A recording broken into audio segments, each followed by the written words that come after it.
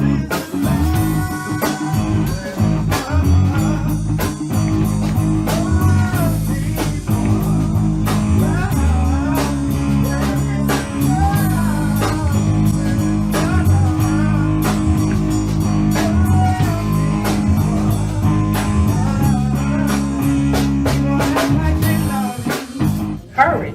and the boldness that you gain after speaking affirmations over yourself. The more you hear it, the more you believe that it's true. And welcome to Premier Fitness. I'm Gene Williams, your yoga instructor, and I'm here to tell you about the benefits of yoga.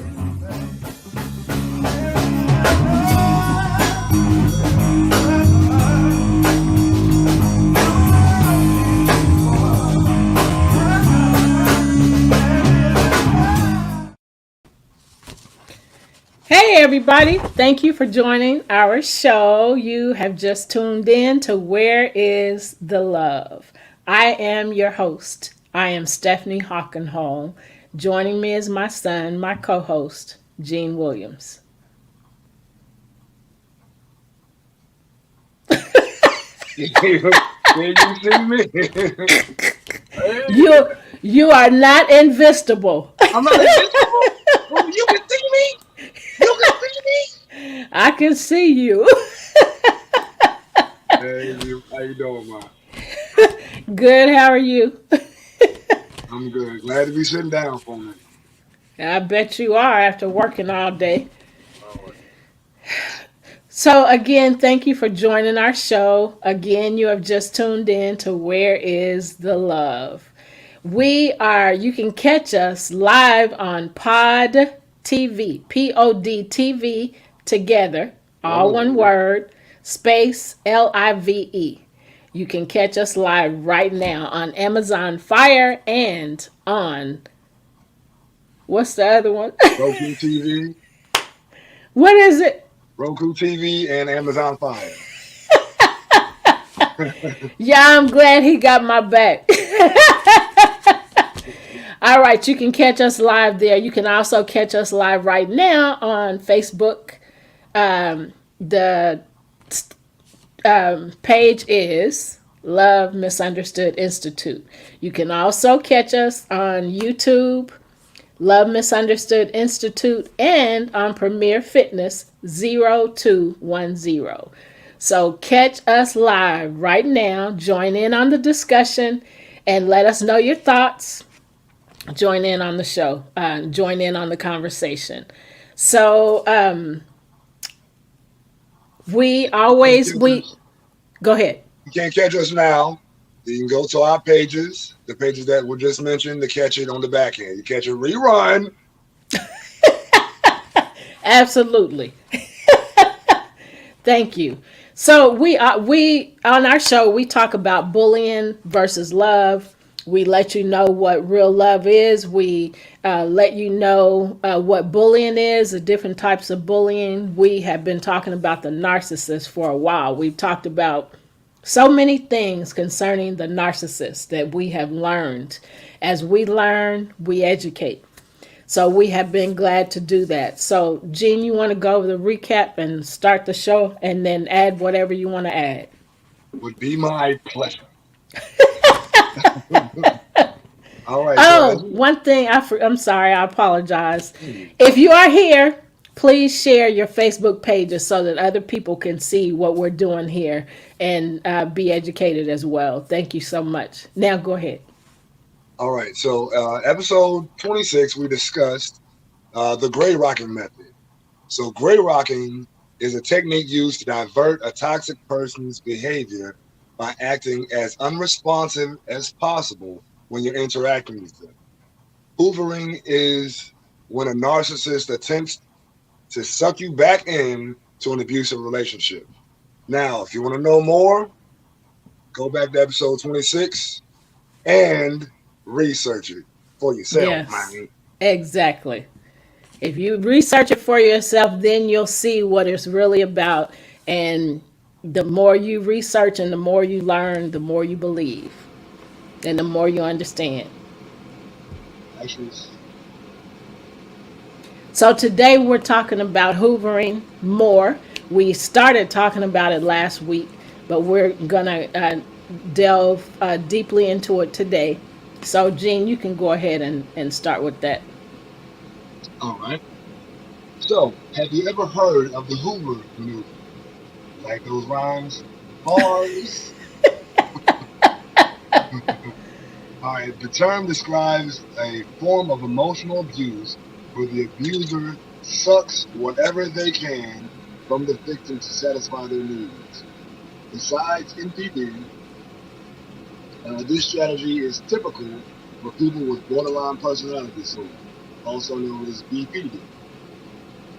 Narcissists use hoovering to manipulate a victim into staying or returning to a toxic relationship if they feel the victim is trying to break free. The victim of such covert narcissist abuse is commonly called a narcissist supply. Yes. You want to add anything? Yeah. Well, we discussed it before. I'm just going to touch on it too. But yes, this method has been used against several people. You start to detach from the situation, and they find a way to reel you back in by saying, you need me to do this? Oh, I'll do it." And then they do it for that long. See, I couldn't even snap. See, I couldn't even snap. They use it that long, and then it's over. They just pulled you back in enough that Yep. you get back in that vicious cycle, Yep. and then they go back to their regular selves. Because guess what? That mask slides off. Mask on. The mask off. Mask on. The mask on. Um. So it's really sad how that happens. But that is the narcissist tactic, like you said, to to reel you back in. So hoovering is one of the many manipulation strategies a narcissist use to control you. It's an emotional abuse technique, and it's called hoovering because it's named after the Hoover vacuum. You good? Yeah, I'm gonna share my page. I got to share my page. Okay. You let me Mark and his jokes. Okay, so this name makes sense because the person hoovering you is treating you like dirt and trying to suck you back into their control. That is what they do.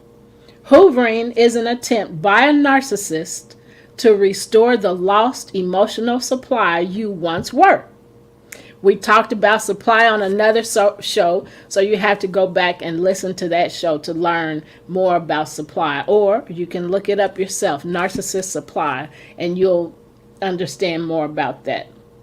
Hoovering is an attempt by a narcissist to restore the lost emotional supply you once were.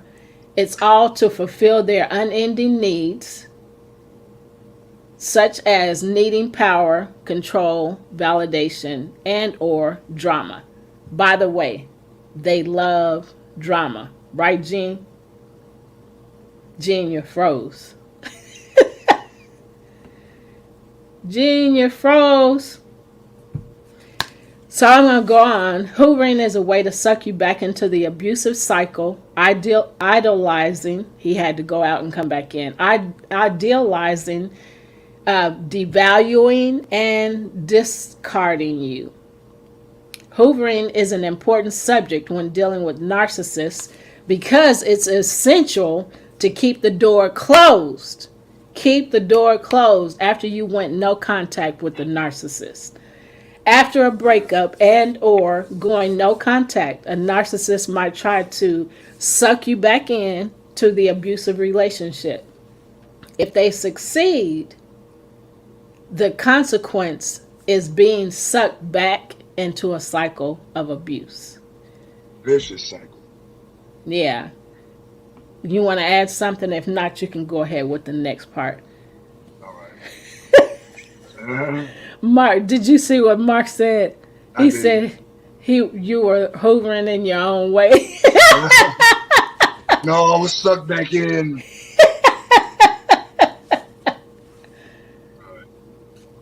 Therefore, it is very important their attempts fail, and do this.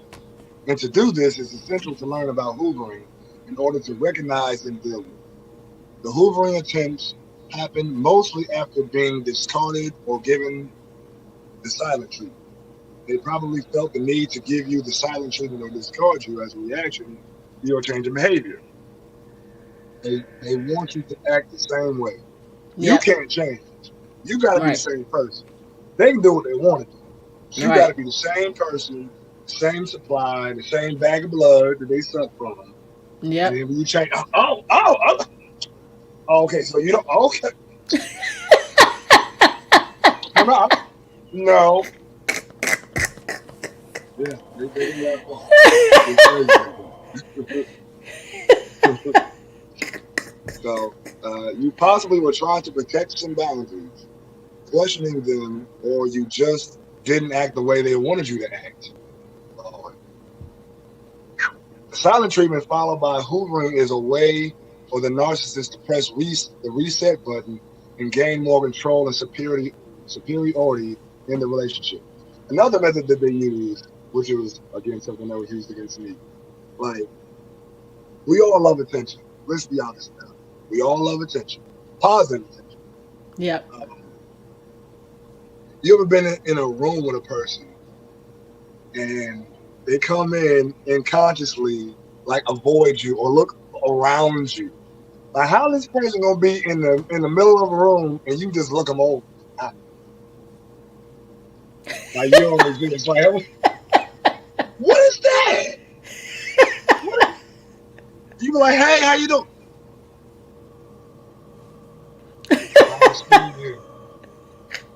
Am I invisible? Right. That's what I was getting ready to say.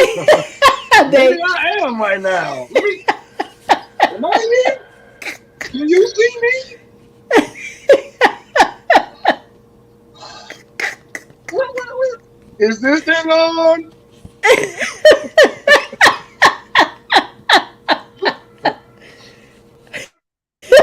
You And a they mess. do that though because like they said, it's a way of like you got to think about the mind screw did something like that. You are with a person, they're in a romantic relationship. You're with them. You're in the same space as them, and they consciously avoid you and look over you and act as if you are, a pariah. You know, and then you're just like, what did I do? And you again, it's the crazy man. They do that to you, and you're in your head thinking, what did I do wrong? So a person. Gene, you froze again. Let me ask questions. Let me, you know, try to get some clarity on the situation, and they avoid talking about it, um, and then avoid you for days on end. Like how you walk into a house with a person that's supposed to be your partner, and they refuse to be around you for hours on end until it's time to go. Until it's time. What? Until until it's it's time to time. go to until it's time to go to bed, and then they literally wait till it's time to go to bed, come and lay in the bed with headphones on, with their back facing you, and won't say nothing. They do that over and over again. That is some crazy mess. Ain't no way in the world. Dude, looking back in the hindsight, it's like, wow, really? Even then, so I got to a point, and I just have to be honest about it. I got to a point where it's actually laughable to me. When I saw that person doing it, I started laughing like uncontrollably, so much my stomach started hurting. And that made him even more mad. So you ain't supposed to be happy. You supposed to be sad because I ain't giving you no attention. I'm looking at you like, you's a fool. Yeah, How you that's gonna ignore a crazy. whole person right in front of you? And I that's don't supposed to be understand. okay. Yeah, I don't understand how people think it's okay to live that way? How can you? I mean, if somebody was doing you that way, which one of the main things we say all the time is treat other people the way you want to be treated. Nobody wants to be treated like that. So why would you do that? That's because they don't understand love. Can I read the next part, please? The next two parts. Yes. Yep. All right. So let's keep this very clear. A narcissist does not have the intention to really work things out or to work on themselves. That is a ploy to pull you back in, to Yep. you back in. There won't be any change, and they only reach out if they can gain from it. They will try to use the methods you seem most sensitive for and abuse your kindness, love, belief, or hope. Responding to hoovering would be an opening a door for more abuse. So do not engage. Yep. If you are sensitive to helping others, they may use that method that they aren't doing well and they need help.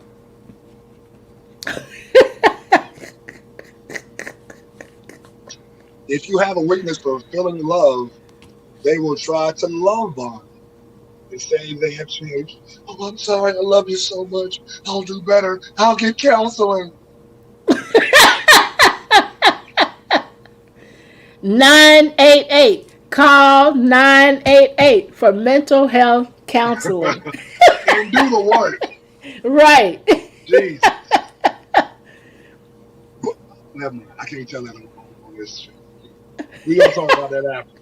Talk about that after. That's you and me. You and me.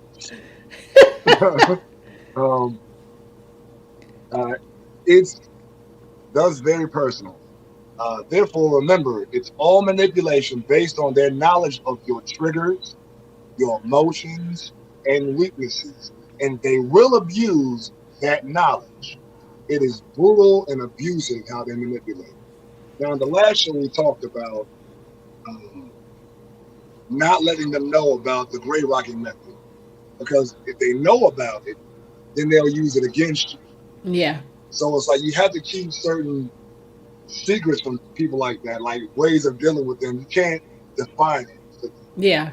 you just have to utilize it, but don't let them know, hey, this is what I'm doing to you. Hey, man, listen, I'm about to Right. gray rock you down, bro. Nah, ain't talking nothing. You just do it, and they'll be racking their brains trying to figure out what you're doing, Right. and that gives you space to create further boundaries. But if you tell them what you're doing, they're going to use that method against you, and then it's going to get worse. Right. And so the gray rock is your power. Gray rock method is your power. But if you tell them what you're doing, then they gonna get the power back That's because going they to be know what it's you're gonna be your doing. kryptonite. Yep. Yep. There we go. Yeah. Go ahead.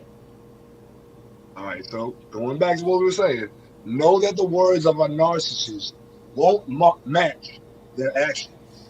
At all. This is a core sign of a narcissist. Their actions simply don't match what they say. What they say.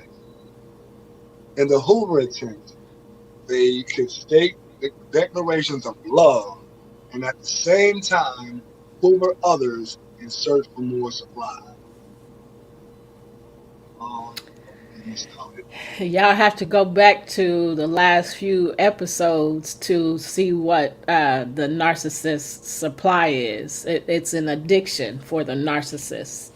It's their feed. Yep. Hit it one it's more time. it's their drug. So go back to the last few episodes and you'll hear about that.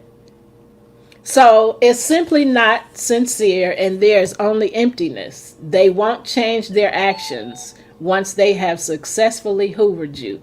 Promises will fade away. They will gaslight, ask for trust, use stonewalling, blaming, and show all kinds of manipulative and abusive behavior. That is what the narcissist does. A Hoover will thus never be what you might hope it will be. You will be back in the same abusive situation and probably lose a bit more of yourself every time. every time. Their control will increase. The relationship will grow into more unhealthy dynamics, and there could possibly develop a trauma bond between you and the narcissist. So, Jean, share a little bit about uh, how even though you didn't know that's what was going on, how each time you were controlled a little bit more, the control, how the control increased in the relationship when you would, you know, be reeled back in. Right. Yeah. So what would transpire is this. Ooh. Ooh. Okay, the next part. Oh my goodness. Anyway, goodness. So yeah, so this person, again, we were going through our issues. It was very abusive. Had been physically. I created a strong boundary there with the physical abuse. Um, and then the verbal and emotional abuse got worse because they couldn't put their hands on me. So now they just began to talk crazy to me and add other people to the mix. They did a lot of triangulating. Um, and then so I started to pull back emotionally, like started to be really distant. And this person could tell. So after me pulling myself back, um, uh, I happened to be out away from the person. I started not dealing with them. Um, this person called me. I want to go back to being friends. I know we've been together for XYZ years, but I want to be friends again.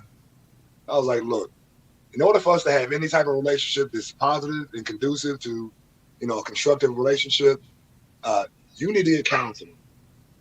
I'm going to stay in counseling, but you need to get counseling and be consistent about it. I need to see change. Oh, I'll do it now. So, the person got into counseling, lasted about maybe 6 weeks, if that long. And like things were okay for a little while. And then all of a sudden it just got worse. It was like a dive bomb. Like, and it was chaos. Like it was more of the manipulation. And the person started to get aggressive to me, like they wanted to put their hands on me, but they knew what I told them. And I'd say it like this. I just told them straight up, you put your hands on me again, I'm gonna hurt you. I had every right to defend myself. Um, so they had that boundary at first, and after I came back, that desire, that to be aggressive physically as well as verbally and emotionally got worse. This person started doing things like taking stuff away from me, you know, um, reading. Like I have a journal. I journal. This person took my journal and started reading it, and then started questioning me on stuff that I wrote in my journal, and then started again being more aggressive towards me and having me put out of the house and things of that sort.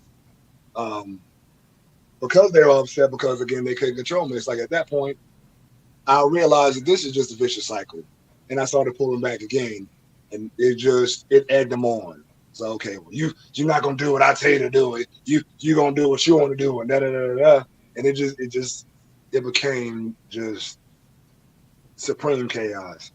And if unfortunately I started having dreams that this person tried to kill me, and that's kind of what was the impetus for me to be like, oh, okay, I gotta sleep with one eye open now. Nah, it's time to start finding my exit point, exit stage left on. Because if I can't sleep well, then I'm a little more crazy than usual, and I'm sensing everything, you know. And so yeah, it never gets better. It only gets worse when you realize there's a pattern of abuse. You immediately set those boundaries, and if it continues, it depends upon the levity of their the abuse. You might want to get out the first time you see it. If they put their hands on you or they talk to you crazy, it's time to go. I wish I listened to you the first time. And that person put their hands on me. I wish I'd exited stage left then. But I had to go through the drama to learn. And now the lessons that I've Yeah, learned, we're conveying to the people. So everything has its purpose, even though it's painful, uncomfortable. It was needed. It was necessary. I'm a lot yeah, stronger. And again, we have now this platform to help other people learn and give them a heads up before they even delve as deep as my crazy book. yeah. Yeah, it's hard when we're going through things to um, hear other people. You know, they see something different than we do. And so, because we don't see it like they see it, we tend to stay longer and to endure a lot more. And so, it's just like, you know, in every relationship, you know, no matter what somebody else thinks, until you get enough, you know, you stay there. And that's with anybody. That's what we all do. So the fact that you've learned from those things, you know, even afterwards, you're still learning and you're still growing. And that's, you know, valuable because there are other people that's going to come to, excuse me, that's going to come to you in the future. And you're going to be able to share your strength and how you endured and how you made it out. And that's going to strengthen them and help them because that's what our experiences are for. Even though they're hurtful and harmful, you know, at the time when we learn from them, then we're to share and help others grow and learn from them. You want to add something else? This next part. Whew, Lord. Go ahead. All right. Woo time.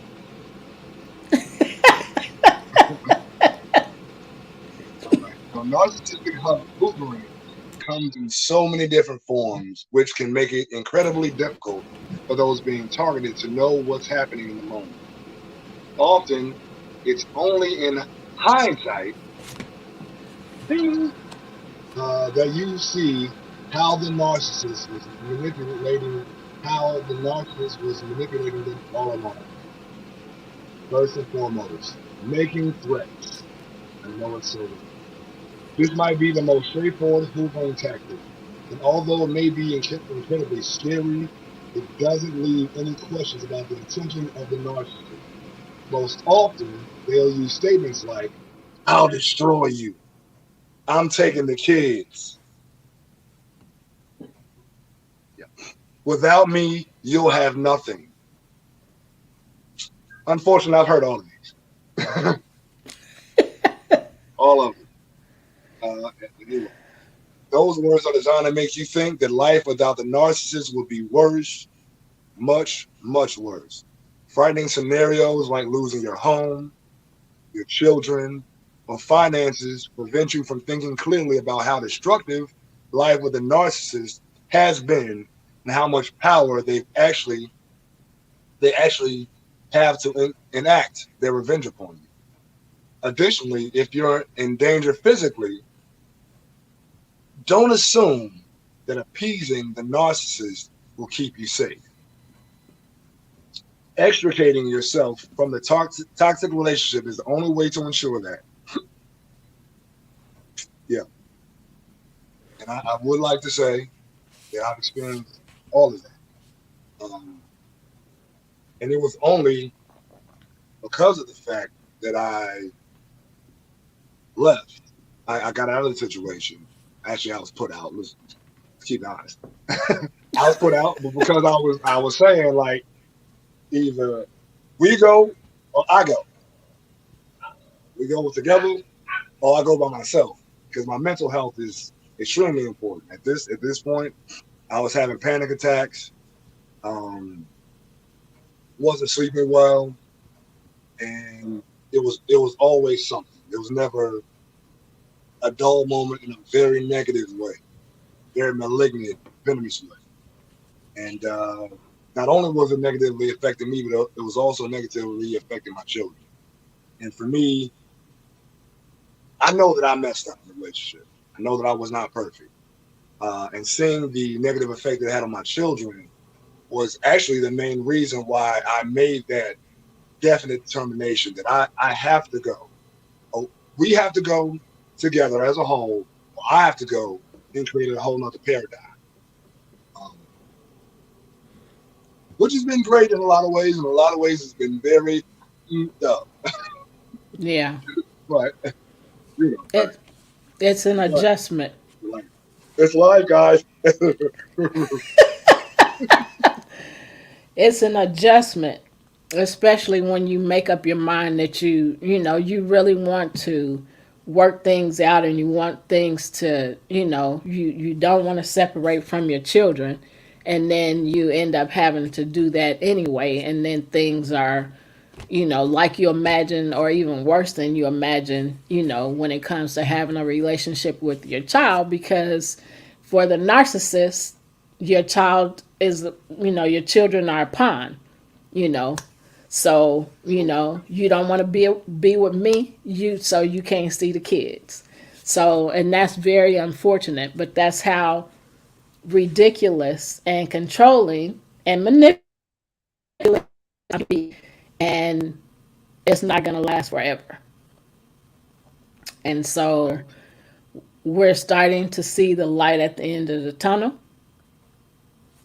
So I'll leave that right there. You want to do the next part, or you want me to do it? Or you want to add something? Yeah, I can do it. Nah, I'll just read the next part and kind of talk about that. All right. So Okay. the second thing is using children or mutual friends as a foot in the door. Hmm. The simplest solution to dealing with a narcissist is to walk away and go no contact. That's easier said than done, though.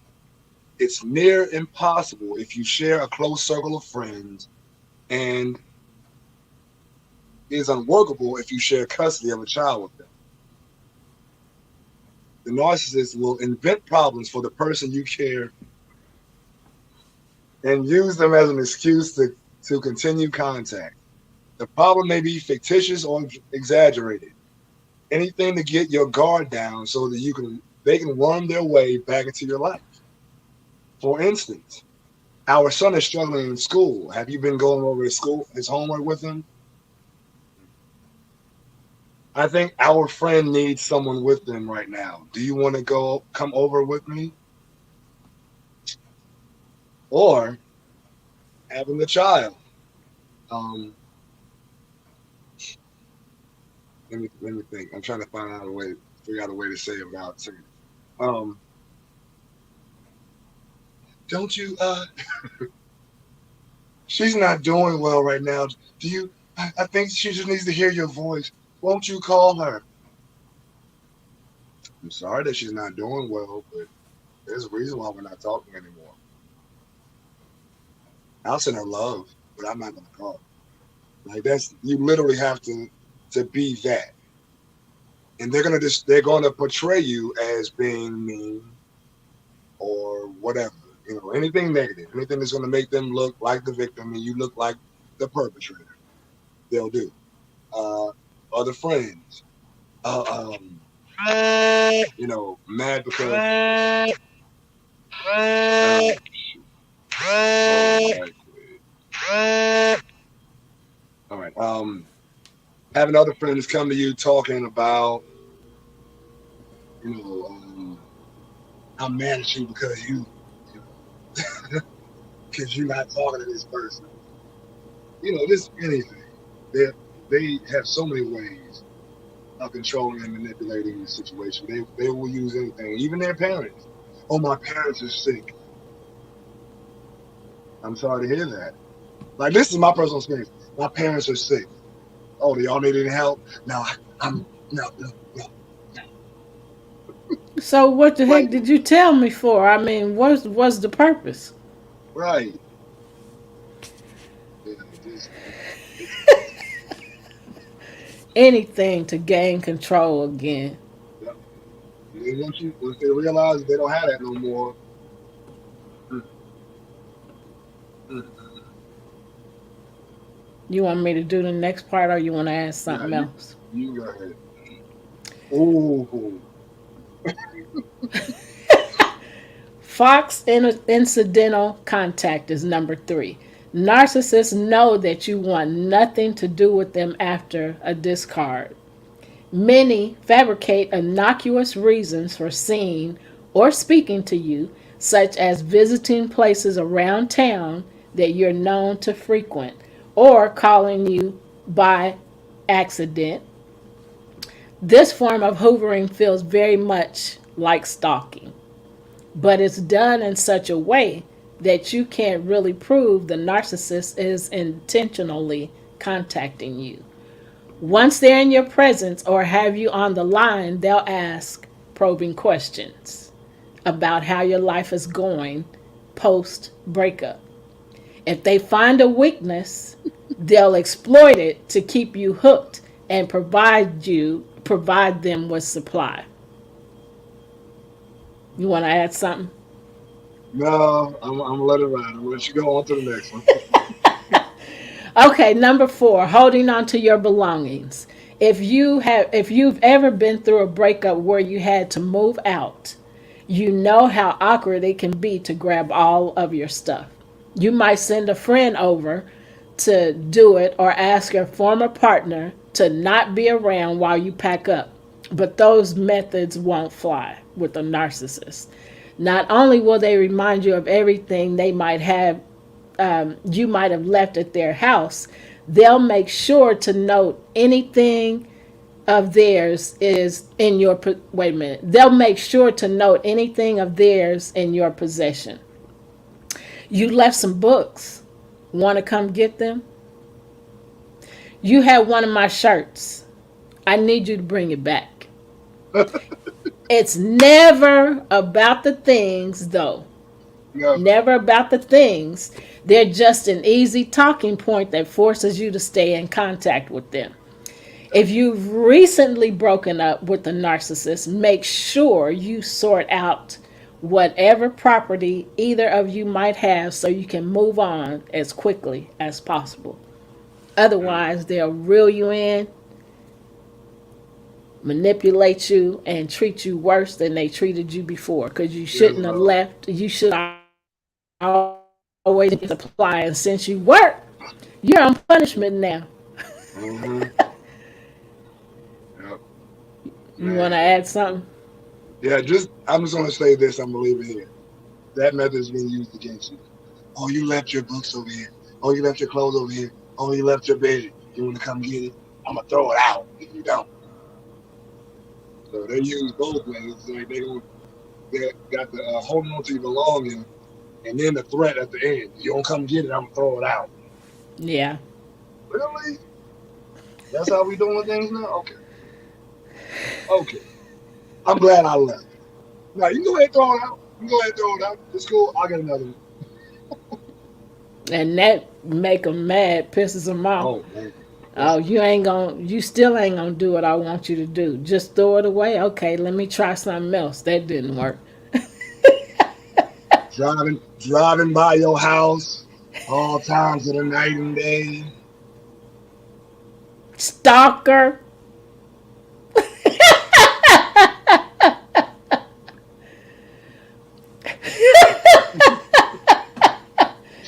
Gotta give the big Boost. eyes on that one. Number five. Mark said he had someone drive by his house. It was scary. That stuff can be scary, especially if you see it on camera. You know, you like they that crazy to drive, and people don't And they know what you driving got. slow too.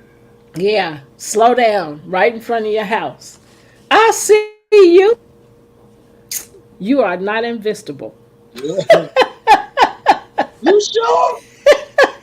You can see You silly. And another one that drove by work to see what I was doing. Ooh, Mark. And them stalkers. Yeah, that can be scary. People are just downright crazy. And you don't know how crazy. I mean, how far are you going to go? So now I got to keep my eyes open. I'm watching you. Keep your hand on the swivel. Yep. So, number five, boosting your ego. The most common reason people fall in love with a narcissist is the intense flattery that occurs at the beginning of the relationship. Love bombing. We have talked about that. Go back to the episode to hear about love bombing. It was one of our discussions. Narcissists can be charming, and during the idolization phase, their love for you seems to know no bounds. Unfortunately, they only love how you make them feel through your supply. And that feeling is fleeting. When the feelings cool, devaluation and discard occur. To pull you back into their circle, the narcissist reverts to that idolation phase as they crave the initial supply you give them and the feelings that came with it. Yep. They want that first high back. Yep. So Yeah. sad. Yep. You go ahead with the next part. Okay. Number 6. They'll revert to reminiscing about the past. Few of us would ever fall in love with an abuser. There's usually at least a brief moment at the beginning of the relationship where everything is going well. When the narcissist wants to pull you back into their life, they'll remind you of the good times, hoping that you forget everything that followed. I'm not even gonna touch it. I'm just gonna leave it alone. I'm gonna leave it right there. I'm gonna leave it right there.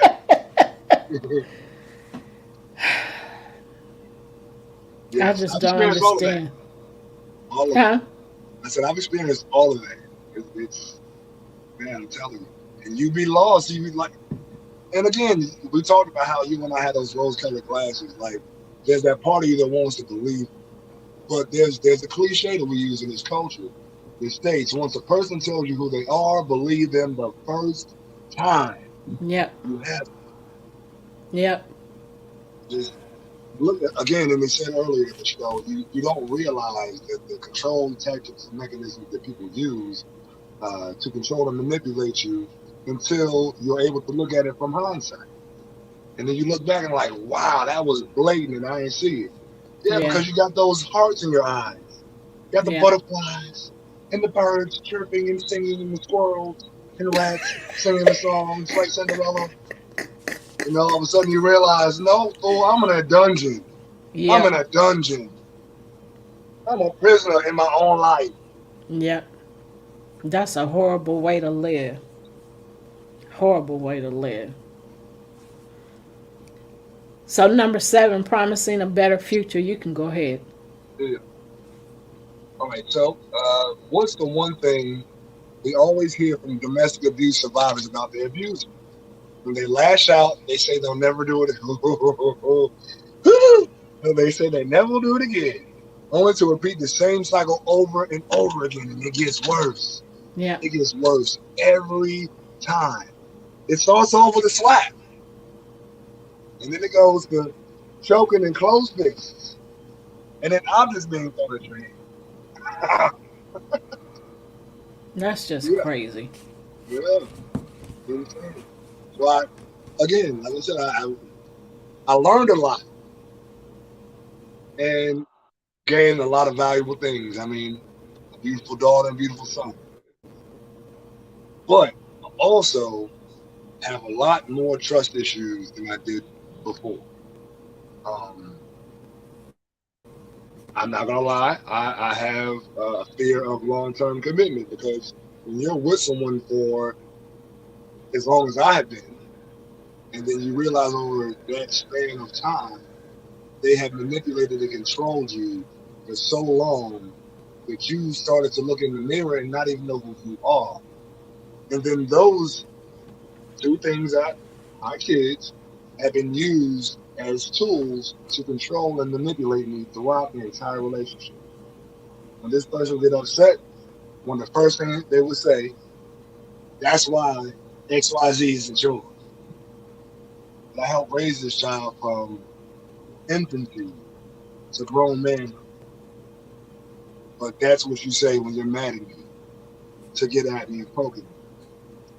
Well, that's why he ain't yours. Really? Wow. Okay.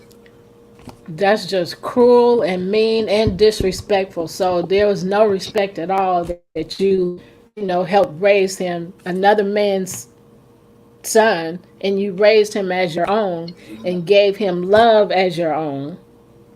And everything about him was your own because his father wasn't in the picture. That's just, like I said, cruel, mean, hateful, despiteful, disrespectful. Venomous Definitely. and diabolical. One of my new favorite words. Diabolical. I mean, because you got to plan something like that. You plan something like that. That's diabolical. To Yeah. plan something that you know is going to be that uppercut to the jaw or to the gut, just like knock all the air out of a person. Right? Yeah. That's diabolical. Yeah. And then when you Yeah. know a person's past, like this person knew my past and how I grew up, and then use that very thing against me. So we're going back to some of the other numbers where they know your weaknesses, they know your triggers, they will use them against you. You will be their voodoo doll, and the triggers will be the pins that they use to poke you. Like, man, Yeah. it's insane. That's just horrible. Absolutely. So, number 7, Hey, promising a better. Go ahead. Go ahead. yeah, we did seven. We just did seven. Okay. Number 8, calling on memorable dates. I just thought I'll give you a call since it's your birthday. I hope you're having a wonderful time. No, doggone well, they don't mean that. And here's something else. Today would have been our 3rd anniversary, and it got me thinking. Who cares what you're thinking? You're not in my life anymore. Right.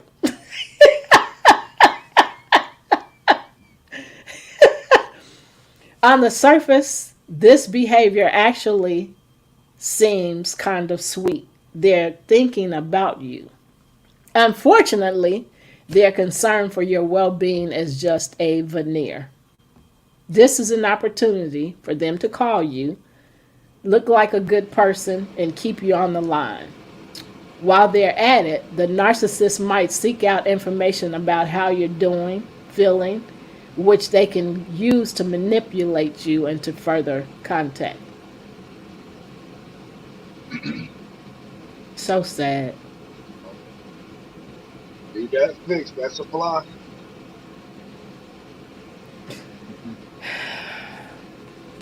You want to do number 9? Yeah. I don't know what I did. I see you know you see what I did. Just ignore it. Okay. All right. Another tactic they will use is one last conversation. This is frequently used when you've gone no contact after breaking up the narcissist, and they'll use it to get their foot in the door. I just have a couple of things I'd like to say to you. Then we'll go our separate ways. We already went our separate ways. There's nothing to talk about. Right. Deuces. I really need to explain something. No, your actions explain it all. Your mouth is just gonna spread lies. Keep it shut. Yep. Keep it shut. Cállate la boca. Cállate. Pronto, pronto. Cállate. The conversation that ensues does not provide you with closure or help you clear up the misunderstanding because that is not their goal. The narcissist is drawing you in with the possibility of some finality to their narcissistic abuse. You just need to endure one last conversation. One more.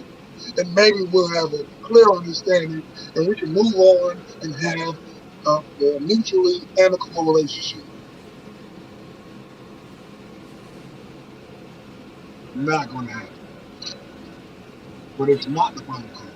And the content of the conversation will veer wildly from what you assumed it would be. It's all about pulling you back into the relationship. A similar tactic will be the narcissist saying they need to see you one last time. I just, I just want to see you one more time. We were supposed to grow old together.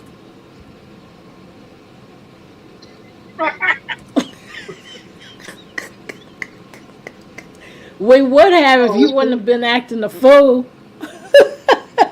We should. That But was the since you goal. didn't know how, right? But since you don't know how to act, I guess that ain't gonna happen.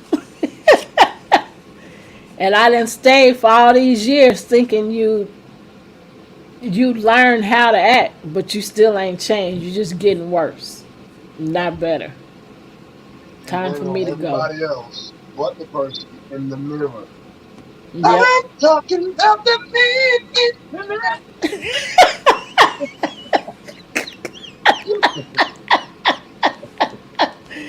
It was so doggone silly.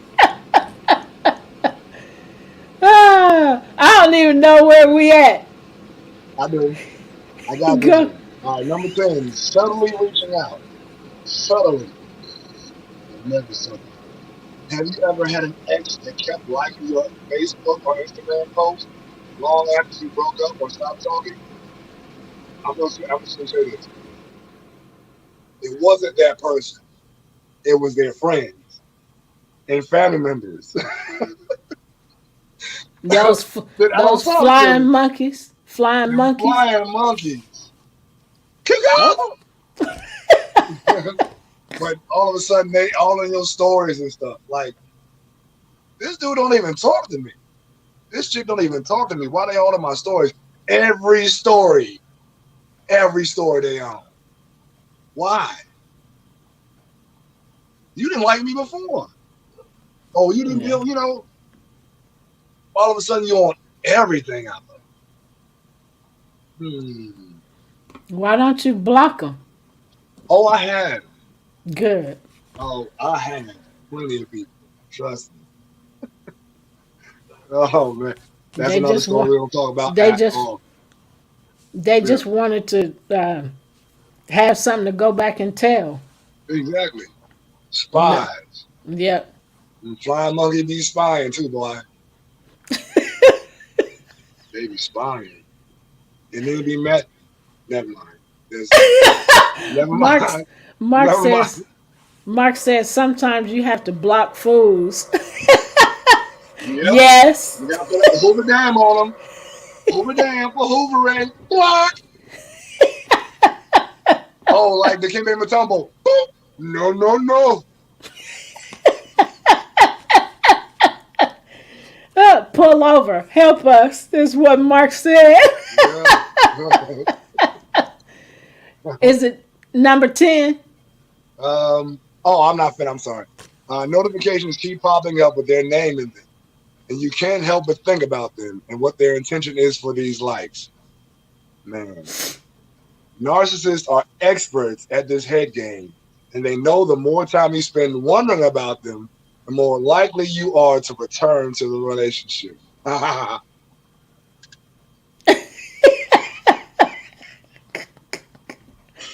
Boy, Not. I'm not coming back. nope. I don't care what you do or Access what you say. denied. Access denied. I done changed the locks. I done changed the keypad code. I done changed my social security number. I didn't even change my name.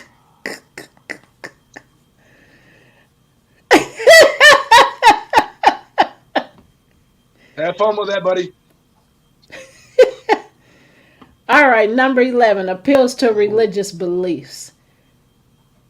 We got Narcissists, freak, narcissists frequently use their victims' faith against them, twisting their beliefs to keep them in the relationship longer. I've been praying, and God has told me that we should be together. Stop lying on God. Stop the madness. Divorce is a mortal sin. You should have thought about that before you put me out or before you made the decision you made. Here's something else. You've turned your back on Jesus. I can help you find him again. No, I don't need your help to find nothing and nobody. I got a flashlight. I can find them on my own. Flashlight and a map. I got it. Ah, And number 12, glossing over past abuse.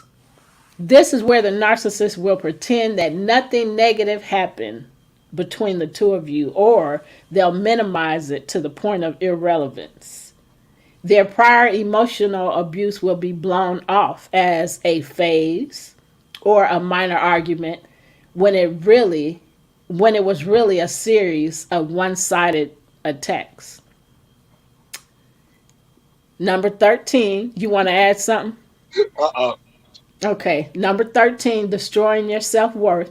By definition, narcissists are highly skilled at promoting themselves and all of their positive qualities. Many are also quite good at finding faults within you and pointing out how you'll never find someone better. The devil is a lie. Ah, number 14, bringing in a third party. Narcissists are mastering flying monkeys is one of their most favorite tactics. The narcissist will seek out your mutual friends, family members, or even work acquaintances if they can and use them to pressure you to return to the relationship. Nope. Nope. Mark said, "You will never find anyone better than me. I am best, the best thing. I am best, the best thing since sliced bread," according to some narcissists. Right. Yeah. So this particular narcissist that I continually talk about, this person reached out to mutual friends of ours and literally told these people, "You have to make a choice between me or him." What? Huh? Just psycho. We adults here. Like Right. you don't. So you giving people an ultimatum because now we're not together anymore. So now they got to choose between me and you. I don't care. Like I have friends that were her friends. I'm still cool with them. Those who are cool with me, those who are not, Yep. fine. It may hurt a little bit, but you want a true friend in the first place. So it's good Right. to know that. Exactly.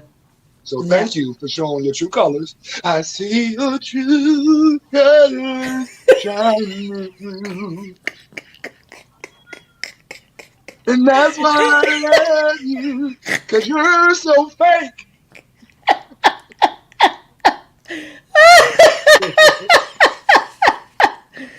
Ah, Mark said, "True colors. Wasn't that a bed?" No, that was living color.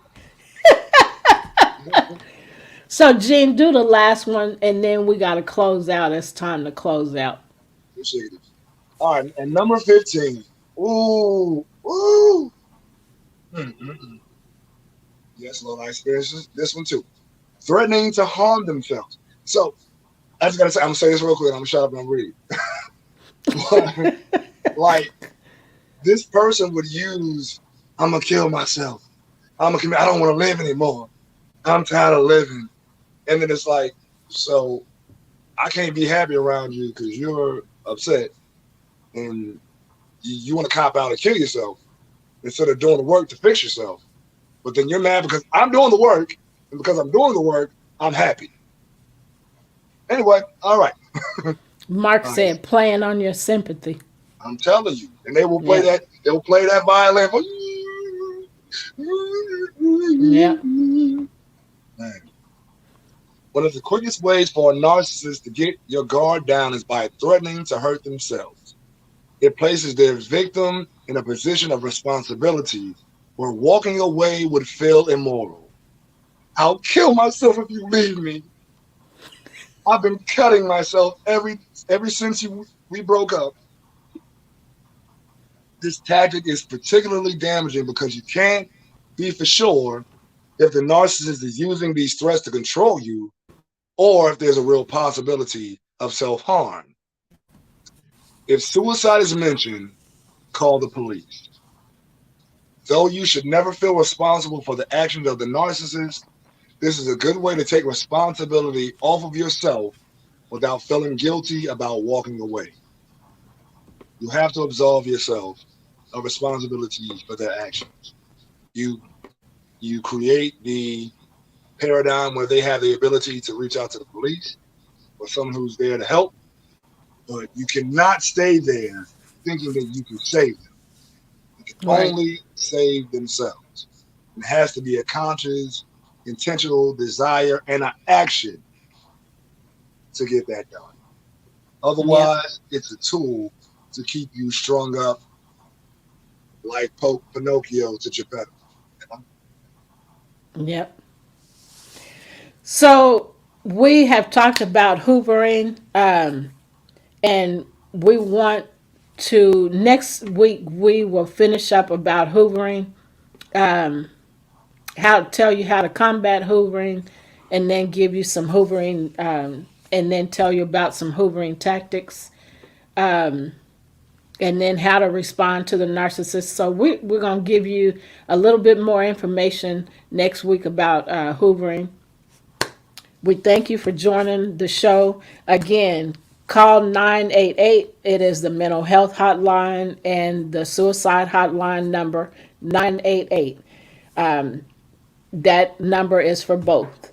So you can call that number and get some help. Don't stay in a situation that is harmful to you, or that is dangerous to you. You want to add any last words, Gene?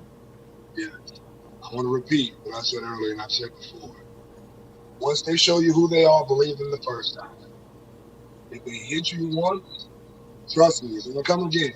It'll be worse. The more they get comfortable, the more them hands will fly. Same with verbal abuse. If they start talking down to you or negatively to you, they'll do it again and worse. And more as they get more comfortable. Um, know this may sound selfish, but look out for yourself first. Get into a relationship, do not lose yourself in that person. Remember, you came in as two separate people to create one relationship. Yeah. Always remain and always observe your autonomy. And when you come together, you make each other better. And when you do this, and you can't separate, then you begin to lose yourself. And it's never a good thing. Yeah. So, yeah, that's all I got to say. Good words of advice. So take care. Thank you for joining our show. Join us again next Sunday at 5 p.m. Central Standard Time. We send you away with love, peace, and joy and happiness. Remember, make joy and happiness your ultimate thing in life.